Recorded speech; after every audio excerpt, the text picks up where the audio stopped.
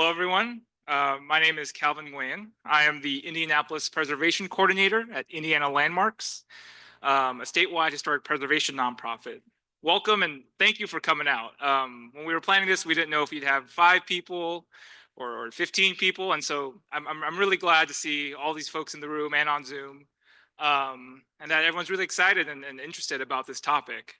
Tonight, we'll be talking about looking at a nationwide initiative to document Asian and Pacific Islander American, or APIA, historic sites. The goal this evening is to kickstart efforts to celebrate, document, and preserve Asian American built heritage across Indiana, both through the mapping tool that we will be introducing and beyond. As of 2023, Indiana is home to over 200,000 Asian Americans, which make up the fastest growing census group in the state. In 2010, that number was just over 100,000. Despite a more recently growing population, Asian Americans have had roots in the Hoosier state that trace back to more than 100 years, from the Bamboo Inn restaurant on Monument Circle, which opened in 1918, to Japanese American Shinzo Oki Soy Sauce Company in Columbia City, which operated during the early to mid 20th century. This evening, I challenge you all to think critically and ambitiously about what a historic site can be. Yes, it can be a building like the one we're in now, a Romanesque revival church which has survived for over a century and features intricate architectural details. But it can also be a modest house where the first Vietnamese Buddhist temple started, or a unit in a strip mall where the first Burmese restaurant opened. Particularly with APIA and other minority communities, which in the beginning often did not have the resources to build extravagant landmarks, deciding what is historic requires a certain creativity. I think a good litmus test for this is to ask yourself, has this place been important to a community's culture and heritage for over a generation? If the answer is yes, you might be onto something. Our mission at Indiana Landmarks is simple: to revitalize communities, strengthen connections to our diverse heritage, and save meaningful places. The first step to doing all that is to know what's out there in the first place. We can't save places we don't know about. That's what this workshop is for, highlighting the sites we have on our radar and, in the future, relying on you all to tell us which ones we missed.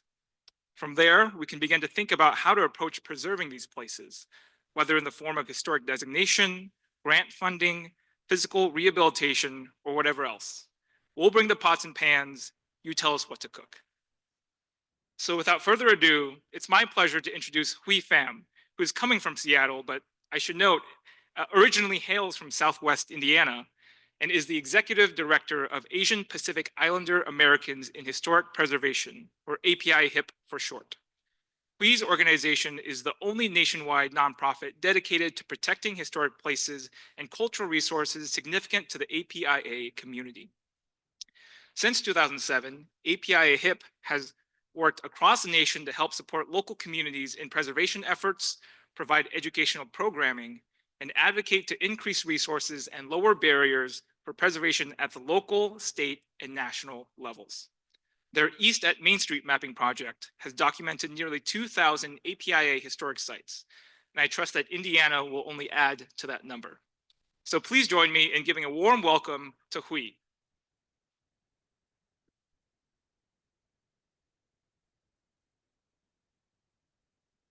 Hi, welcome everyone. Thank you so much for having me. So as Calvin said, a little bit of intro to myself. I'm coming back to Indiana Landmarks and presenting to you tonight almost as a little bit of a homecoming preparation speech, because I grew up in Evansville, Indiana. My parents are still down there in Newburgh. They are begging me to drive down while I'm still here, but my flight's tomorrow. So, but I want to bring up this slide just for you guys to build some trust in who I am, give a little bit of my background, and really lean into the curiosity and the interest of tonight's presentation. So I graduated from Ball State University with a Bachelor's of Science in Architecture, followed by a Master's of Historic Preservation, as well as Communication Studies. And that's what really brought my the culmination of my work here today, because it requires not only learning about why buildings stand up, or joking about reading a moisture meter or understanding blueprints and drafts, but also advocating and storytelling and talking about why historic preservation matters, not only for any community, but the ones that are specifically underrepresented or have been historically excluded. And so you'll see here, that's a photo of me at graduation with Olin Dotson, who's in the room today, and I'm so glad he could make it. He was my my thesis advisor. Now he's the chair of the Department of Architecture at Ball State and chair of the Black Heritage Committee here at Indiana Landmarks. So full circle. So thankful Marsh has brought me back. He wanting me to come back to work in Indiana for quite some time, but the West Coast was calling. And more specifically, I want to show you the two photos on the left-hand side, because that was one of my first introductions into historic preservation in architecture class, in architecture history class, in a preservation survey class, where our first assignment was to go to our childhood homes and identify the architectural features, or to identify the architectural style they were. So, a lot of my classmates, they grew up in the Midwest, or maybe they moved from the East Coast or something, showed up to class saying, oh, I lived in a craftsman style home, or even a Victorian home, or maybe mid-century if their parents were cool. But anyone have a guess to the architectural style for Normandy Court Apartments in Evansville, Indiana on the far right? Or maybe Rabbit Run subdivision in Newburgh, Indiana, construction circa 2003. We have the tendency to call whatever we don't have an architectural style for vernacular, so that's what I submitted. And so thinking about even my own career path into preservation, thinking about like the sites that I've been working with. After graduating Ball State, I went to the City of San Antonio's Office of Historic Preservation, which is a nationally recognized municipal office for its work. 32 historic districts, 16,000 individual contributing structures. I staffed the commission there for 4 years, reviewing over 8,000 certificate of appropriateness. So during that time, I think maybe only like 3 or 4 buildings had like any semblance of Asian American history or even Asian American architecture. And after my 4 years there, I was recruited to the Washington Trust for Historic Preservation, which was the Washington State version of Indiana Landmarks, where I got to do a little bit more advocacy, especially out there on the West Coast, where there were more concentrations of Asian Pacific Islander American communities, like Seattle's Little Saigon International District and Chinatown International District. And so the purpose and the structure of tonight's presentation, I want to start off at the big picture, because Indiana, you might have think, well, how much Asian American or even Pacific Islander history are there? Obviously, there's a mixed crowd tonight, so I'm glad to see the diversity and the curiosity in the room. But it's obviously not one of the largest concentrations like you might see in California, Texas, Washington State, New York. And so we do have to take that approach from a national level and zoom in. And a little bit more about my organization, just from the top-down level. It is API HIP, as Calvin said, and we provide educational, strategic, and outreach services, technical preservation to Asian American communities, as well as preservationists who are trying to figure out how to be more inclusive of their work. So a lot of my work is standing in front of a room of predominantly Asian or Pacific Islander Americans, telling them the processes, resources, benefits, barriers to historic preservation, advocating on their behalf at the local level, or a Section 106 process, or a mitigation planning, or preservation planning. And then the other half of my job is standing in a room of predominantly historic preservation professionals who might not be from, Black, Indigenous, people of color communities, and asking them, challenging them to think about, how does this ordinance, or how does this grant program, or how does this federal historic tax credit program, how do these resources, processes prevent prevent communities that have been historically excluded from, how do we begin to utilize those benefits and pathways of preservation to tell the full American story? And so we begin with just some large demographic information about Asians in America. So you'll see that a lot of our pathway was from the West Coast, right? Over 24 million Asian Americans representing over 20 ethnic groups today. Of the Pacific Islanders, that's an additional 20 some ethnic groups. So the name API HIP is very ambitious, as we're supposed to cover over 44 ethnic groups, and it's hard to do, especially if we're trying to do a crash course on historic sites and historic settlement. But you'll see that at the national level, there are Chinese, Indian, Filipino, Vietnamese, Korean, and Japanese as well. But here in Indiana, I want you to remember this ranking of population, because when I get to the Indiana slides, those numbers will shift around, and maybe you'll make some connections about how the national narrative falls into the Midwest, right? And so a lot of Asian Americans in the early 19th century came over by boat to the West Coast. And as Chinese exclusion, Japanese incarceration began to push us out of the West Coast, that's when the migration towards the East. And some of them didn't make it all the way to New York or New Jersey or Florida. And so you might find them settling in here in Indiana, Ohio, Michigan, Wisconsin. And so just keep this ranking in mind. So the first ethnic group that I want to focus on is Filipinos, because historically they were the first to arrive on the shores of America, and that is in 1587 in Morro Bay, California, and that was just a temporary stop on a Spanish galleon. But then coming on the other way on the East Coast, when they actually began to settle, that was the seamen who came here trying to escape the harsh conditions of Spanish colonial rule in 1763 in St. Malo, Louisiana, which is about a drive away from New Orleans. And so Filipinos have been around for one of the earliest Asian, if not the earliest Asian American population that came to America, but we don't see them spike the same way that we'll see Chinese with the railroad, Japanese with agriculture, Vietnamese with the fall of Saigon. And but later you'll see them come back, specifically with the 1965 Immigration Act, which removed the quotas, the national origin limits that each country had. And once that was opened the floodgates for continued migration. And so you'll see concentrations of Filipinos today in California, Hawaii, and New York. Then next we come to Chinese, who for the total of America currently is the most populated Asian American ethnicity identity in America, closely followed by Indian or South Asian Americans. Chinese Americans came here to California during the gold rush. So think about the 1850s.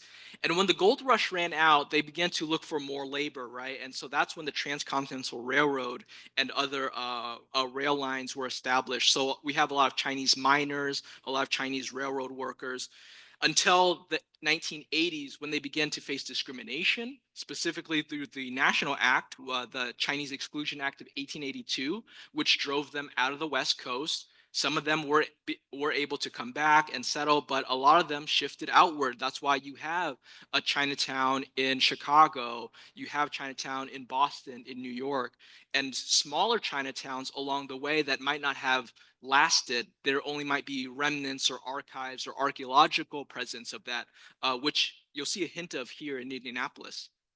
So now you'll see Chinese Americans in San Francisco, in Los Angeles, in New York. At one point, there were 83 Chinatowns in America, but now we have less than half of them to have any kind of existence, like a single building left. And even of that half, 19 are recognized on the National Register of Historic Places. And 2 years ago, two of those Chinatowns were listed on the National Trust's 11 most endangered places list for large-scale projects that were threatening it. And even of the ones that were not listed, which was Seattle Chinatown, for establishing a new light rail system, whether it's going to go right next to the Central Park of Seattle's Chinatown or a few blocks away. And then Philadelphia's Chinatown, which was going to have the 76ers Stadium built right next to it. Which, good news is that there was a win a few weeks ago. In December, City Council in Philadelphia approved the $50 million mitigation for the $1.3 billion arena project. Everyone was upset. There were protesters at the city hall meetings that got arrested for resisting the approval vote from the city council. And 4 weeks later, the developers backing that project said, never mind, we're going to move it over here where there's less controversy. So there's a big celebration right now, but we're always on alert.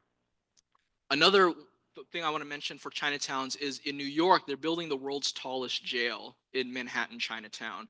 It's on the site of the existing county jail, and they're going to replace it. So there's some historic preservation implications we have to ask, like, well, according to zoning and according to city ordinance, like they're allowed to replace a jail with a jail. But what if they build the world's tallest jail? Like, does that have some implications on the neighborhood?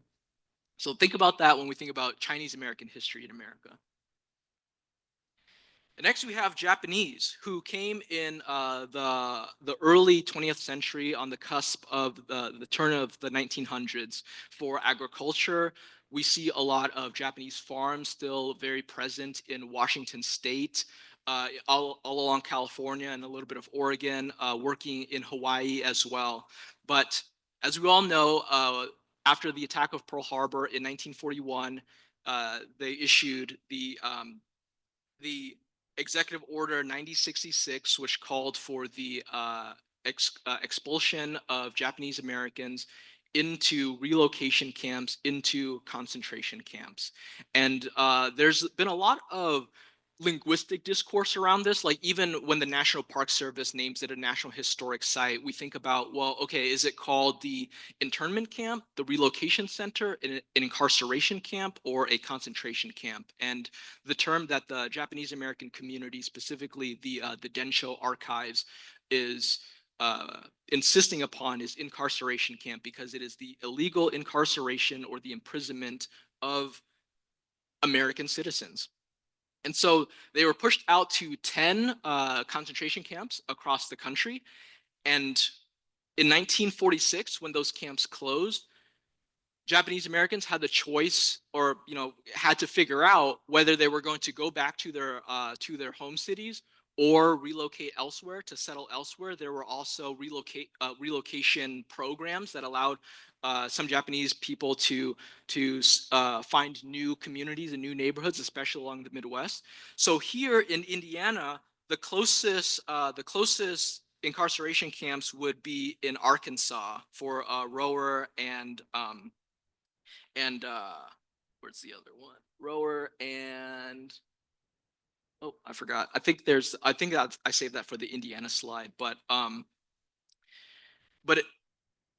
of those 10 incarceration sites, even now they're at threat. So right now at Minidoka in Idaho, they want to put 200 to 400 wind turbines in the view shed of that sacred site, where across the country 120,000 Japanese Americans were held captive. In Tule Lake in California, the FAA wants to build chain link fencing around it because they think it's a security threat. But chain link isn't very sensitive to the grim history of the site. And so even today, like literally, these were meetings I were in last week. Asian Americans and our preservation partners are still thinking about, like, how do we think about these sites more sensitively, while also progressing with the turn of modernism. Now moving on to Korean Americans who first began on the plantations of Hawaii, which I think is interesting because they weren't as directly migrating to California or Oregon or Washington like their Chinese and Japanese counterparts that we saw. Of course, some of them might. These are broad historic narratives, not one-on-ones. Because even as I tell some of the stories tonight, someone in the crowd or a historian might raise your hand and say, actually, there was one Korean that came in 1920, and we have to be inclusive and mindful of that, especially when telling these broad stories. But for Korean Americans, A lot of them came post Korean War, post 1950s, whether they were students, military brides with the Military Bride Act, the War Brides Act, or professionals integrating into these communities after Chinese and Japanese dispersal began to happen in the early 20th century.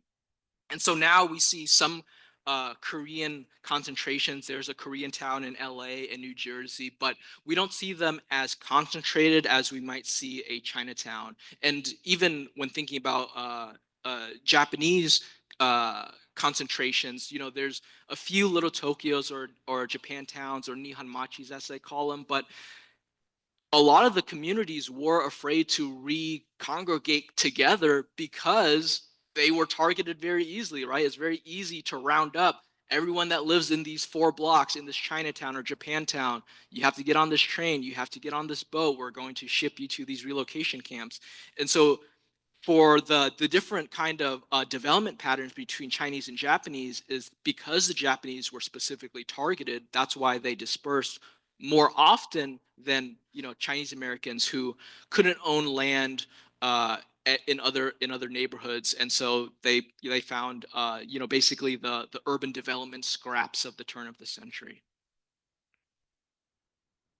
Moving on to South Asians, which includes Vietnamese, Lao, Cambodian. For Indiana, we're thinking about the Burmese population as well, and some of the Southeast Asian refugee groups like the Karen, Chin, Hmong Americans. How many of you guys happen to know that St. Paul, Minnesota has the largest Hmong population in the country? And how many of you happen to know that Fort Wayne has the largest Burmese population in the country? Yeah, so some of you know, which is great. And so you'll see some of the narrative here that a lot of it just is kind of happenstance, but also local politics to see if the city council or the ordinance or the state programs at the time were buying into refugee relocation or asylum seeking communities. And so we'll see that throughout. For Southeast Asians in America in general, obviously that begins with the fall of Saigon, the Vietnam War in 1975, which is a particular year this year because it marks the 50-year commemoration of the fall of Saigon. So what does that mean for historic preservation in terms of these places? That means that little Saigons in San Jose, in Seattle, are becoming eligible for the National Register of Historic Places, which then allows them to have some of the not only federal prestige. I know that preservation protection happens at the local level, not so much on the National Register, but thinking about federal historic tax credits, federal grant programs, there's a lot of funding and resources that comes with preservation recognition, and not just like recognizing it in a online database. So two big points was first the orderly departure program, which first allowed 500,000 Vietnamese refugees to come to America. A lot of those were along refugee camps in California, and then followed by the 1980 Refugee Act, which opened it up to not only Vietnamese, but Cambodian and Lao and any asylum seeking countries. So before we move on to this one, obviously this one is a little special to me. On the top right corner, you'll see about over 20 or so women who were the first class of trained Vietnamese nail salon technicians that was trained by actress Tippi Hedren. Who was trying to do a humanitarian work and said like, these refugees are coming over here and we need to teach them a trade. We need to get them jobs. So her idea was to help them be in beauty salons. And so that story resonates with me to this day because my mother actually came here to work in a nail salon, and she still does in Evansville, Indiana. So thinking about those kinds of narratives, we're very used to, the first Chinese architect or the first Black lawyer or the first Jewish landowner or whatnot, right? But who's going to nominate the first Vietnamese nail salon that's owned by a Vietnamese person, right? Because to this day, over 50% are owned by Vietnamese. I think 30 more percent are owned by Korean, and then the other 20% is white or non-Asian. So those are the kinds of histories that we see reoccurring with Chinese laundries, Japanese restaurants, and Korean businesses, right? So thinking about the difference between a stereotype and a historic trend or development pattern, I think those are really interesting questions for historic preservationists to ask. And lastly, I'll mention Catholic Charities also sponsored a lot of Southeast Asian immigrants. So you'll see religion come up a lot, especially in Indiana, not only for Catholics, but you'll see that later as well.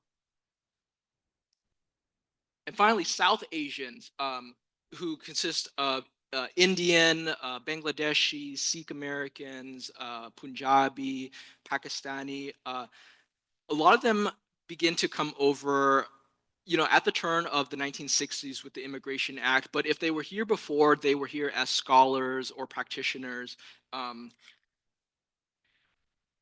We see that uh, very few, like less than 10 per city, popped up here and there in California, even in Indiana, you'll see later. But it wasn't until the 20th century that we see bigger and bigger waves of them. And so Indian, Pakistani, and Bangladesh, now they work in the healthcare sector. They're scholars, they're researchers. They work in tech and in contemporary American history. And they're in California, Texas, New York, New Jersey. And I would be remiss if I didn't have a slide on Hawaiians and Pacific Islanders. And I'm calling this one out specifically because our moniker might sound a little different from what you guys might hear between AAPI, AANHPI for Native Hawaiian Pacific Islander.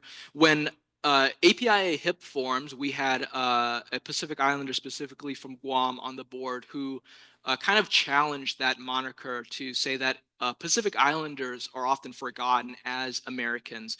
Here in America, we have Hawaii as a state, as the 50th state, but we also have Guam, American Samoa, and the Commonwealth of Northern Mariana Islands as U.S. territories. And so each of those U.S. territories, and of course Hawaii, has a state historic preservation officer. So they follow the same National Act of Historic Preservation of 1966 that the rest of us do.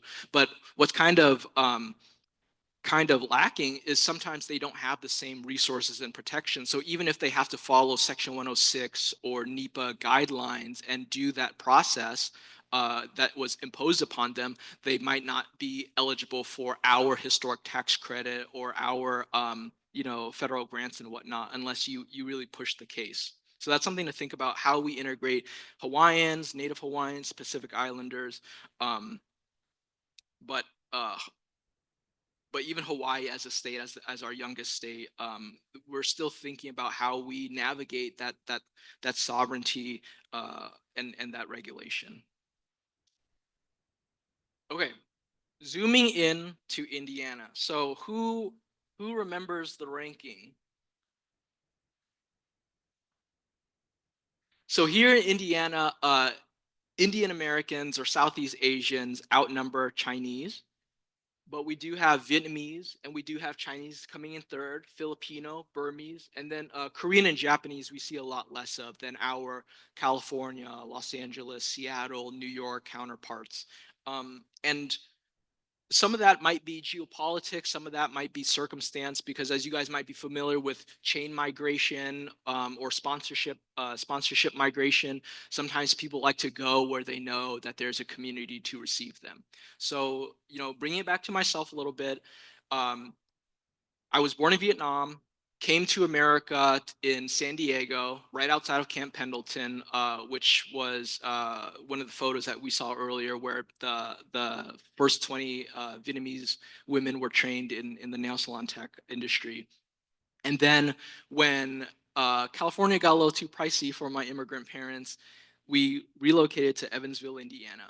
And the reason for that is because my father's childhood neighbor had a nail salon in Indiana. And she said, come over here, price of living is a little cheaper, easier to raise your kids here. And so that's when my parents brought me over here. And I'm still learning a lot about it today. So thinking of that number, 7% for all AAPIs in America and 2.5% in Indiana. So statistically, Indiana has less on average than the rest of the country. But we're still here. And so beginning with that same timeline, instead of going by population, we're still going to go by the first to arrive. So beginning with Filipinos in Indiana. Early migration came with healthcare, with healthcare jobs in the 1960s and 70s. As you recall, the Immigration Act of 1965 took off the national origin cap, allowing for a surge of immigration for people who were looking for better jobs, better opportunities. Maybe they were escaping dictatorship. Maybe they were escaping harsh labor conditions. At that time, the American dream was still propped up. Filipino Americans established organizations, community centers like the Bangaray Club of Indiana in 1976, the Philippine Cultural Center in Westfield. But a lot of times you might not see them develop buildings that they still hold on to today. So even the Philippine Cultural Center that you see on the top right, that is a 2021 building. But the organizations behind it, sometimes they change names. This one was actualized through construction as the Philippine Cultural Center, but they might have been the Filipino American Historical Society or the Filipino Association of Indiana, right? And they go through these evolutions. And so if any of you in the crowd and I miss your specific association name or I don't get it right, it's because sometimes not every organization or every community has a historian or has someone writing this down or someone even digitizing this, and you have to go to them directly to ask. And sometimes, oral history doesn't pass on perfectly as well. So there is a call not only for API HIP, but historic preservationists in general to insist upon our elders passing on these stories, but it also requires the younger generation to care about them. Then we go to Chinese in Indiana, which has a significant presence. You'll see that with Chinese established businesses in Indianapolis, in Fort Wayne, with laundries and restaurants. The one that you'll see pop up the most on a casual Google search, which I did for some of these to double check my work, is community leaders like Moy Key, one of the first Chinese citizens of Indianapolis. Some citations call him the mayor of Chinese Indianapolis or Indiana. He owned a few businesses. You'll see him in the picture there. But now a lot of these places don't exist anymore. Or maybe they do, but we don't recognize them through traditional historic preservation. So the building that you see on the top right, obviously you can't see the business name sitting in the crowd, but it does show a Chinese laundry or a Chinese grocery store. And I believe that building's there because Indiana has a strong historic preservation ethic. We save our old buildings, especially ones with stone and brick. But I would be curious if that Chinese business was recognized in the National Register of Historic Places nomination form, right? We might nominate it for, for its architectural style or maybe even for its later business uses. But a lot of the initiative, not only for API HIP, but for the National Trust, even for Indiana Landmarks, for state SHPOs, for NPS, isn't only to nominate new sites to the National Register, but amending old ones. And that costs time and money, consultation, research, historians as well, right? So it doesn't just have to be new nominations. It's also looking back at our existing nominations and saying, hey, which histories have we excluded or even forgot about, whether benevolently or purposefully. So according to my surface level research, I see that there were Chinatowns Chinese American presence along West Market Street, Virginia Avenue, Massachusetts Avenue. So there was an opportunity to kind of form or retain a sense of Chinatown. But in this next video clip, you'll hear a little bit more why there wasn't an established Chinatown.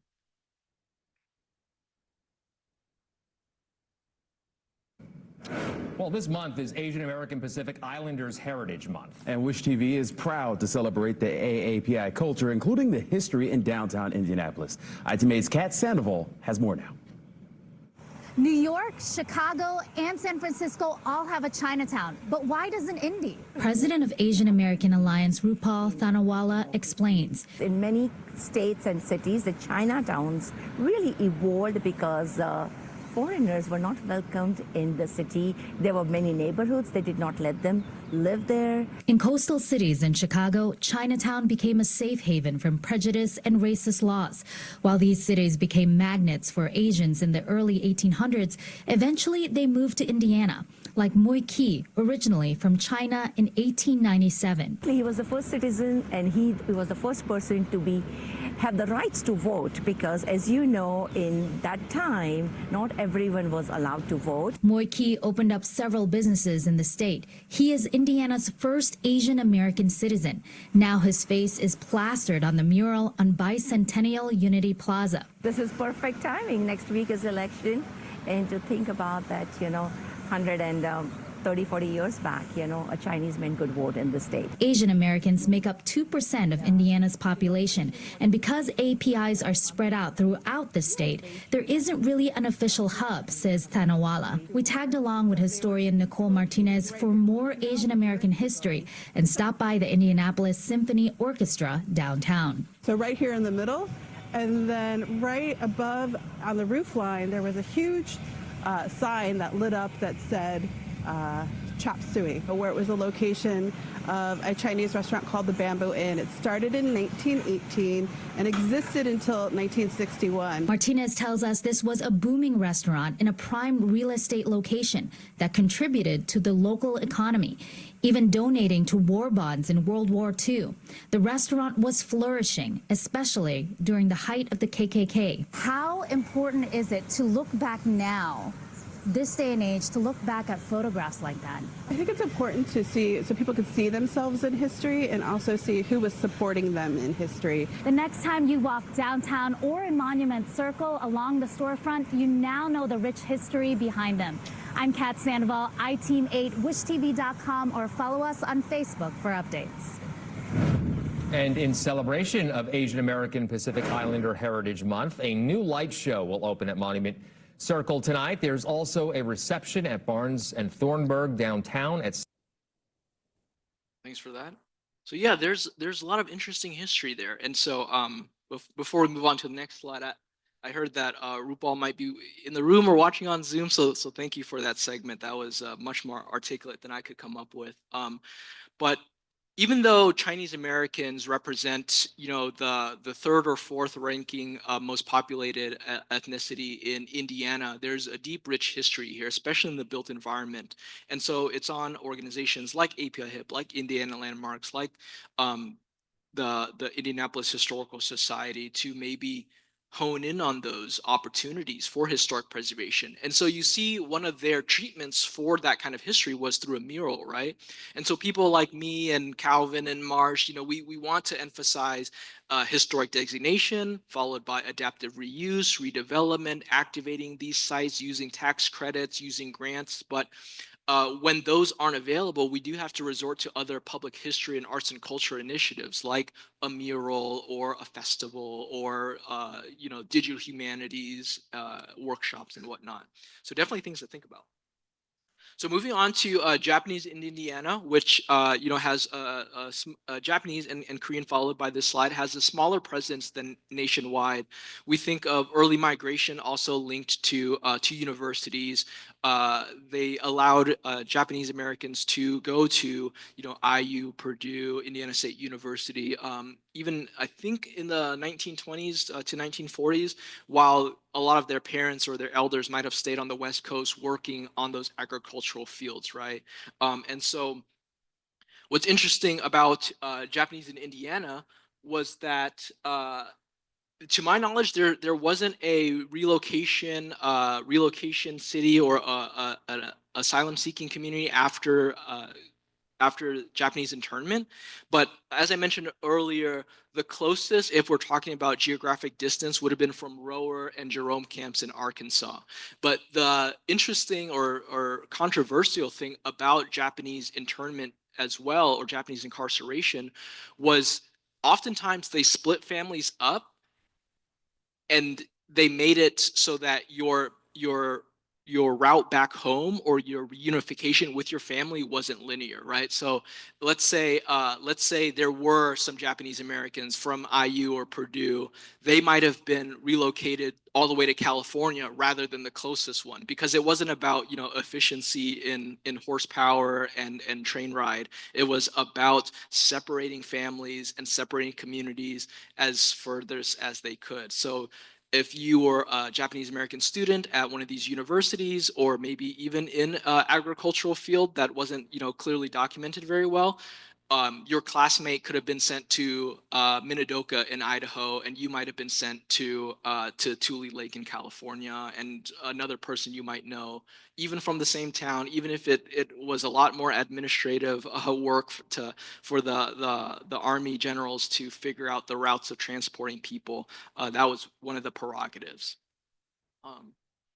But you'll see a resilience and resurgence, especially now in Indiana. There's a sister city program with Carmel. You'll see Japanese American organizations pop up, like Japanese American Society of Indiana, who I believe is in this room, Japanese American Association of Indiana, and then sometimes Japanese American Citizens League have lots of chapters around the country. And you'll see Japanese Friendship Garden in Fort Wayne, which was gifted in 1980. And so if we're looking at Indiana and the National Register of Historic Places 50-year threshold, by 2030, it would be eligible for a National Register listing. And so thinking about the field of and the practice of historic preservation, are we ready to receive these nominations? Are we ready to invite them, to insist upon them, or we just keep quiet and wait? Maybe they'll come to us and we'll help them out, but if we don't need to go out and seek that, right? And so I think it is important, especially for practitioners, to go out and invite communities who might not have ever heard of historic preservation, not only as a regulatory feature, but also a practice of preserving their cultural heritage. Korean in Americas, as I mentioned, not as popular around the western and eastern coast, but similarly, they arrived in the 1950s and 60s as students and professionals after the Korean War. The photo that you see in the middle, that was actually a class of Korean Americans in the 1920s, I think at Indiana State, but I'll have to check my notes closer. But they established Korean Presbyterian churches on the northeast side, on the rim of I-465. You'll see in that Google Map screenshot. Surprisingly, there's not other Korean churches if you zoom to the left or the right or the bottom, or maybe there might be one or two, but as you see here, there's clearly a kind of a concentration, but it's not specific to a neighborhood, because I understand, that's like dozens of miles between that curve of the highway. But there is a semblance of communities being built, because after I looked up Korean churches in Indianapolis, I looked up Korean restaurants, and of course it follows that same rim. So you'll see, another thing to know is that over 140,000 Indiana residents, Hoosiers, served during the Korean War, and of those, there was an estimate of over 6,000 brides brought back from Korea, utilizing the War Brides Act, which allowed them to have American families and the right of citizenship by bringing back a Korean bride. So you'll see some of that integration into the community through that way as well. Those two monuments on the obelisk structure is in Indianapolis, and then the one down there is in the Evansville waterfront, which I used to work by, and I didn't know what that was, so always learning. Finally, Southeast Asians in Indiana, that's me again. Vietnamese refugees resettled actually in Fort Wayne. There was a refugee asylum program, a relocation program in Fort Wayne, also supported by Catholic Charities. Then in the 1990s, Burmese refugees from Myanmar, as well as including the Karen and Chin ethnic groups that were fleeing political unrest. And so, with the Vietnamese coming first and the fall of Saigon reaching its 50 years, our settlement patterns are beginning to be recognized as well. And same thing with the Burmese population still in Fort Wayne. You'll see community centers and religious institutions pop up, like the Anlak Temple, built in 1986. You'll see the Tibetan Mongolian Buddhist Cultural Center, built in 1979. If you saw that on a state historic register or national historic register nomination in 4 years, is that something that you would instantly approve, or would you ask, like, well, who designed it and does it have historic significance, right? The Chin Brothers restaurants, one of the first Burmese-owned community restaurants and grocery stores in the area. Oops. If they last another 40 years, would that strip mall be eligible to be on the National Register of Historic Places? Are we going to preserve that? Or, I'm not advocating for that direct line of traditional preservation, because there's other ways to acknowledge it, right? Like maybe through a legacy business program, or just acknowledging it in a different way. Because even to this day, I think over 70% of sites listed on the National Register are for Criterion C architecture. And so there is a push to think, okay, what about just general history, regardless of what it looks like? All right, South Asians in Indiana. The first Asian Indian family arrived in Indianapolis. It was a host of a few families in 1967. Like I said earlier, there might be a few that pop in here or there, but this is the first group migration.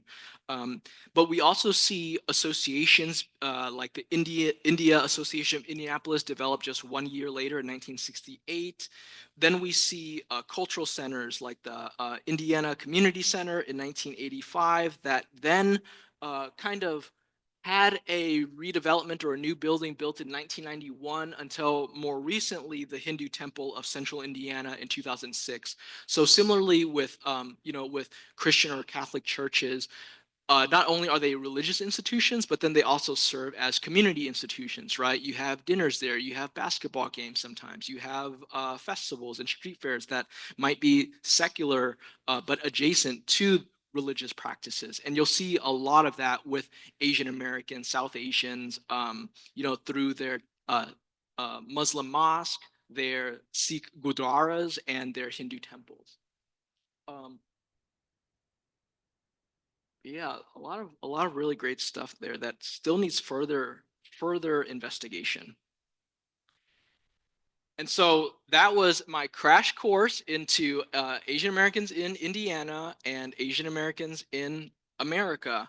But I want to bring us back to the practice of historic preservation as we round out, the last half hour of the presentation and get into some question and answer and discussion.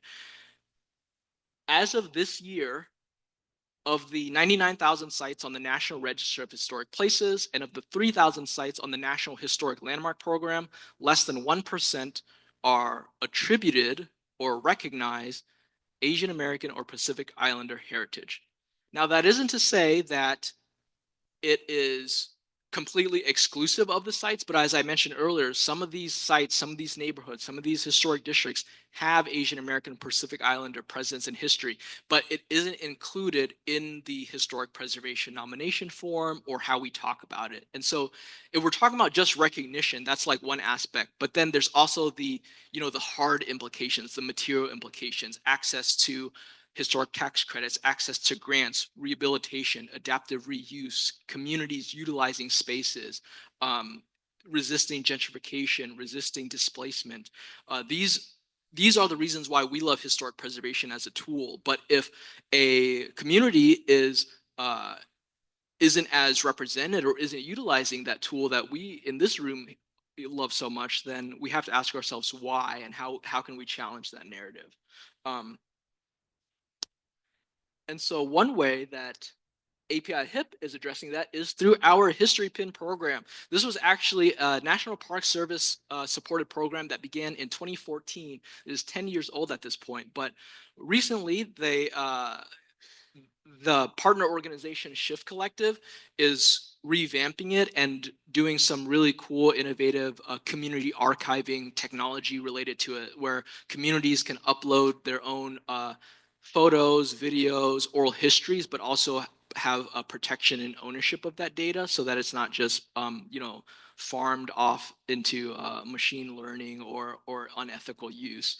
And so History Pin allows anyone to just submit something, submit a photo, submit a digital asset that explains why this site is important to them, their family, or their community. So what it does, it lowers barriers to our traditional historic preservation. Because if someone said, my family has owned this restaurant in the past 3 generations, over 75 years, what can you do to help me save it? And you throw them a National Register nomination, that's pretty scary, right? It's, sometimes upwards of $10,000 just for a historian or a cultural resource management consultation firm to even hear you out and draft the nomination form. So this allows us to hear what communities are saying are important to us.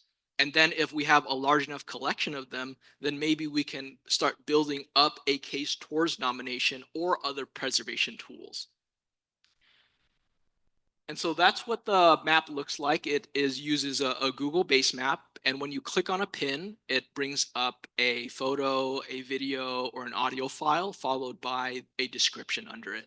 And there is a very subtle fact-checking system. I get a notification and my team makes sure that it's not spam or something's incorrect, and you can edit the post after. But we do that seldomly. Obviously, we check for the obvious stuff, but this is our way to get anyone to be involved in historic preservation. And the worst thing that could happen is someone submits something that's 5 years old and we just let it live as someone's contribution, right? And maybe 45 years later, turns out it's a historic eligible site now. But it is baby steps to historic preservation. It follows a lot of our other digital humanity projects and outreach programs where we highlight a Asian Pacific Islander American historic site every single day on our social media in a microblogging setting, and then we ask community members if they know of this site or if they have anything else to contribute to as well. So a different version of this workshop is what we call a history pinathon, where we know that we're going into a community that has a lot of photographs in a shoebox under a bed, or an archive that has yet to be digitized, and we set up laptops and iPads and we get all of those added into a sub collection in like a 2-hour span. But for this workshop, we're starting off with big history and zooming into local history, but would love to come back and especially focus on a specific site or a specific community that just needs a little bit more technical or strategic assistance into thinking about historic preservation. So here's some QR codes. I'll throw this back on later, but you can explore the program. We have a 6-minute demo video to show you exactly how to do it. I might show that if you guys are shy on questions. And then how to host a workshop with us, coming into your community and hosting that exercise.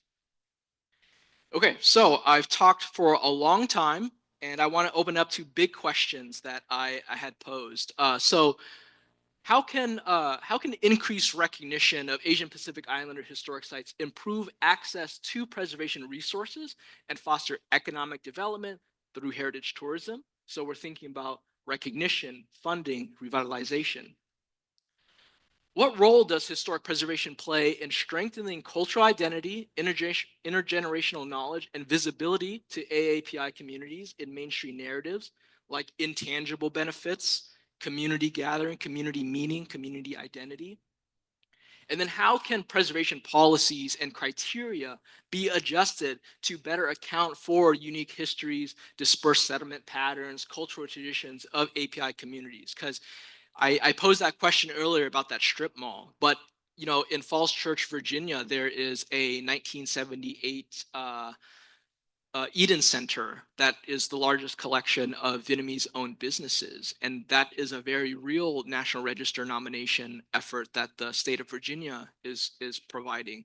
In Denver, there is the Dynasty Plaza, where they recently got it on the state register, because the Colorado State Register only requires 30 years in age. but the national is 50. So they said, we'll hold on to it for 5 more years. And, you know, some of us are saying, why don't you just submit it, see what happens? Because even the National Register's 50-year rule, it is kind of an unspoken rule, and it is kind of enforced or gatekept at the state level. When you submit a National Register nomination to your state historic preservation officer, it is their job to say, will this have a chance at the National Register? I don't want to be the one that gets in trouble for forwarding it just to be rejected. And so sometimes there is some subjectivity and some strategy behind, you know, each state's historic preservation practices versus their National Park Service counterpart. But yeah, some big questions. I hope that brought some curiosity, maybe some insight. I'd love to hear from the crowd if you guys have specific questions, or, you know, if you want to raise your hand and say, how come you didn't mention this site that I'm working on? I would love to hear about it. But thank you.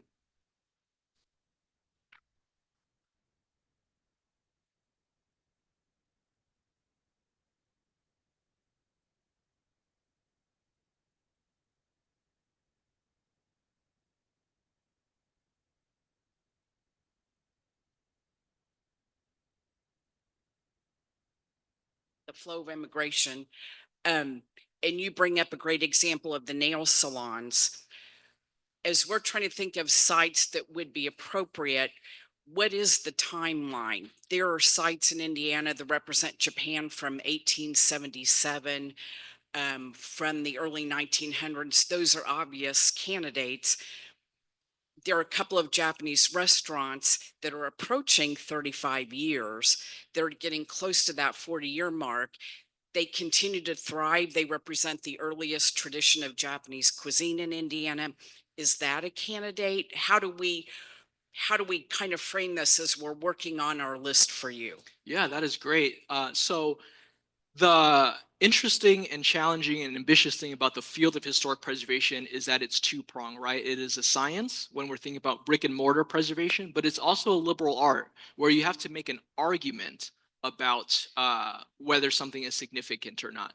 So I think at the technical highbrow answer is referring back to a state's historic context statement, which allows you to extrapolate a known document and say, this is what the state said is recognized, consistent, agreed upon history, and then here's how our site relates to that. Now, the tricky thing is Indiana SHPO might not have a Asians in Indiana context statement. So there's a multi-steps to that. You can try to submit it immediately and work with advocates like Indiana Landmarks or the state SHPO and say, like, this is what we're looking at.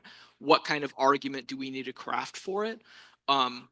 But otherwise, if you are going to take it step by step, the first thing you might want to do is ask the state to develop a Asian Americans in Indiana context statement so that the rest of the nominations that follow that are easier and that you don't have to start from scratch every single time.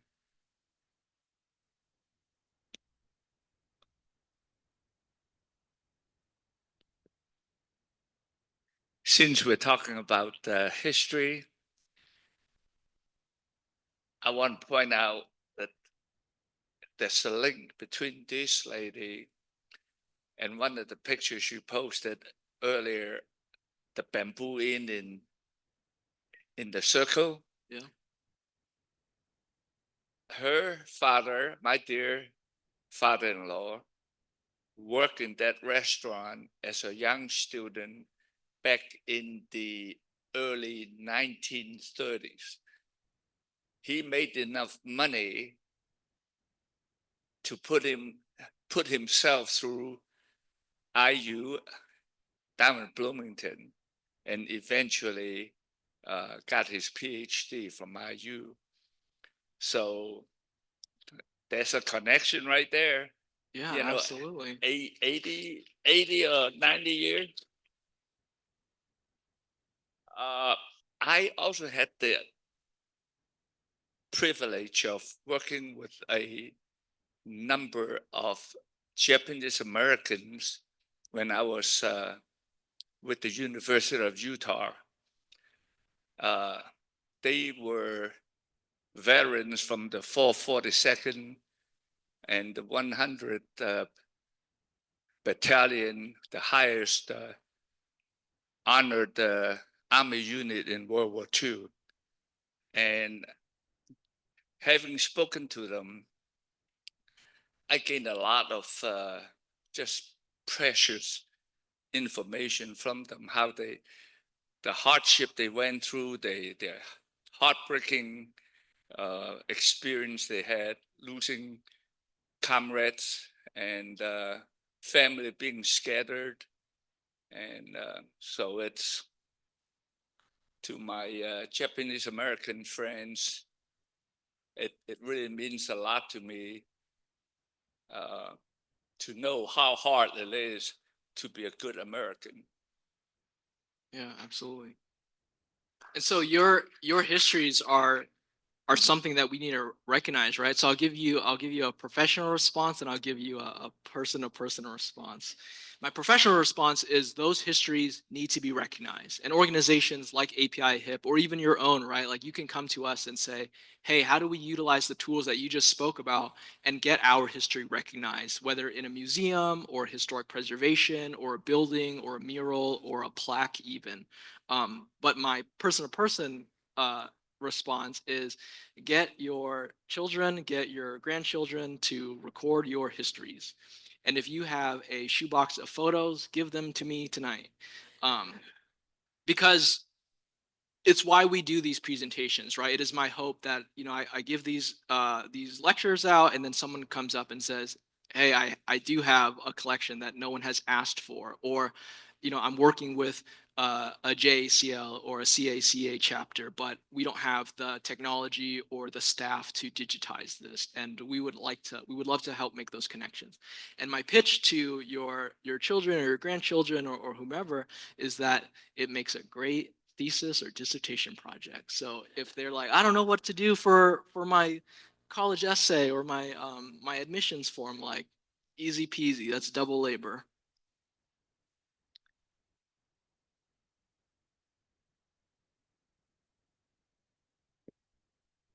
It's a great presentation. I enjoyed it. I have a lot of family from rural Indiana, like by Evansville, Mount Vernon. Um, how did you perceive like Asian American settlement in rural parts of the state as opposed to like city centers like Evansville or Indianapolis or Fort Wayne? Yeah, great question. You know, a lot of Asian American agricultural labor started off in the West Coast, right? So sometimes you might, like, if you dig hard enough and you ask hard enough, you might, see one or two ethnic sounding names pop up in your family records, or a great grandfather said somewhere in a journal or something that, he hired, two guys that hopped off a railroad track or something like that. But I would say it is rare in here. There's not Japanese owned farms that you might see in Washington or California, but that's the best answer I got, is that you might see that pop up. And similarly, I'm speaking for Asian American and Pacific Islanders who had kind of like that long-standing relationship, but we'll see this same kind of narrative pop up for our Mexican and Latino migrants as well, and even African, Sudanese migrants as a new wave of asylum seekers and refugees pop up, right? Like, what industries are they going to? What jobs are they trying to make ends meet with, right? So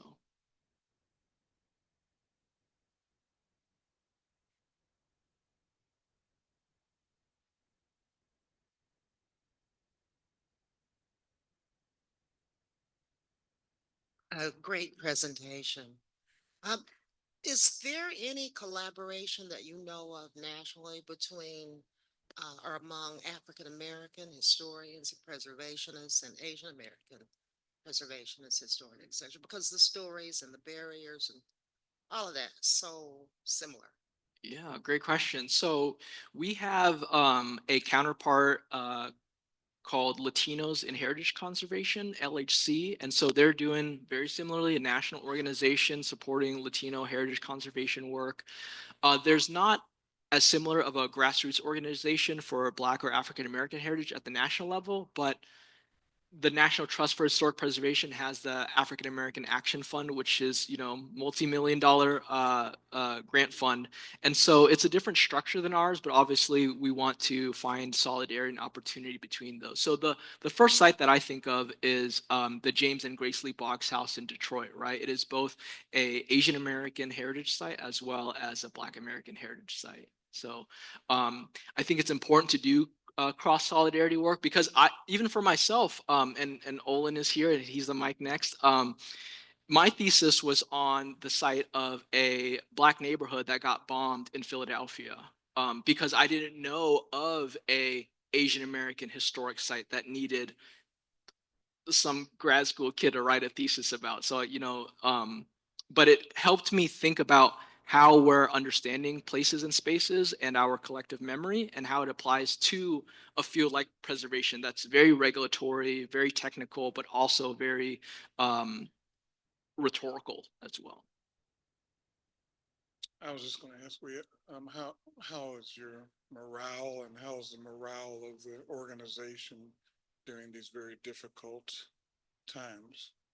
Yeah, it's interesting because, I obviously Asian Pacific Islander Americans calls out a specific ethnic group or collection of ethnic group in our namesake.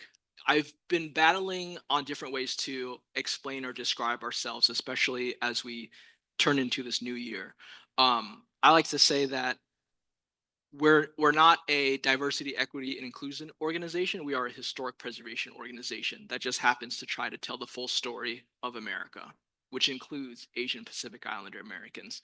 But if we want to get very technical, we have a six-figure grant that's been held by the National Park Service right now that specifically supports our work to nominate sites of Asian Pacific Islander descent and history, and to do educational activities, right? So it is under threat, and not only specifically through a DEI lens, but even a historic preservation lens. We know that it could be perceived as regulatory and cause, be the front for budget cuts at the state level, which trickles down to the community level.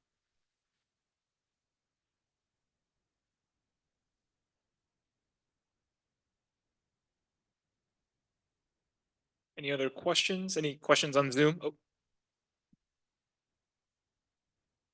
Thank you for being here and doing the presentation. My name is Phil. I'm actually the founder of the Philippines Culture Community Center. Will you be able to cite your sources from the other ethnic groups and the other slides? We're not located in Westfield.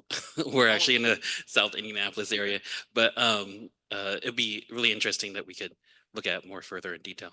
Yeah, absolutely. Like I mentioned, a lot of this stuff was tertiary research to provide a crash course. Indiana has a pretty decent collection between the Encyclopedia of Indianapolis, the Indianapolis Historical Society, and there's one more that has the word the Indiana Historical Bureau. But yes, I would love to connect and focus in more on specificity of communities and historic sites. and that's part of what this event is all about, is that we want you all to tell us what you know about these sites and what we're missing. So please fill out the surveys on the tables if you can, and if you're interested, and online if you're on Zoom, there's a form you can fill out as well.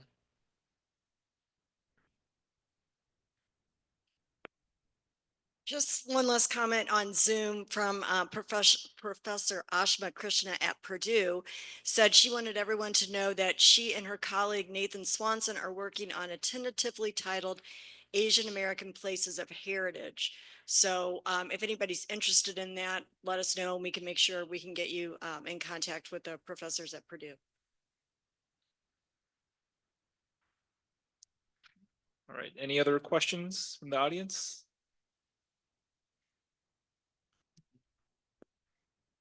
Question, but I just kind of want to bring, oh gosh.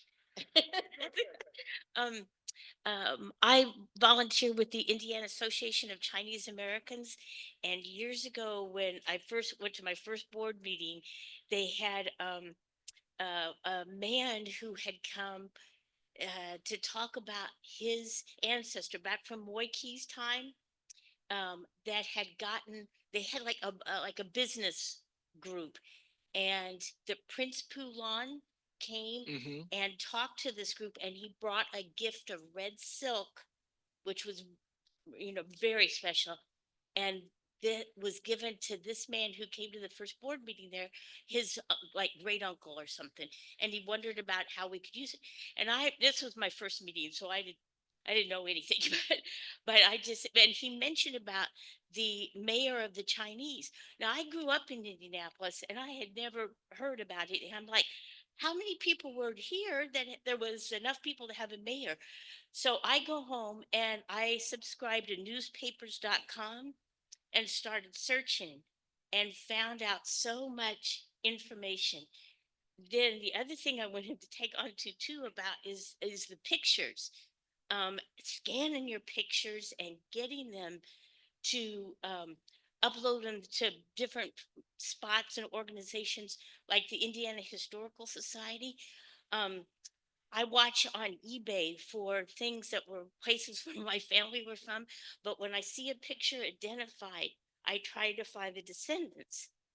Well, a couple weeks ago, there was a picture of 3 Black people up for sale. They just their individual photos, and it was identified they were caterers, and this was in the early 1900s, and their names were on the back.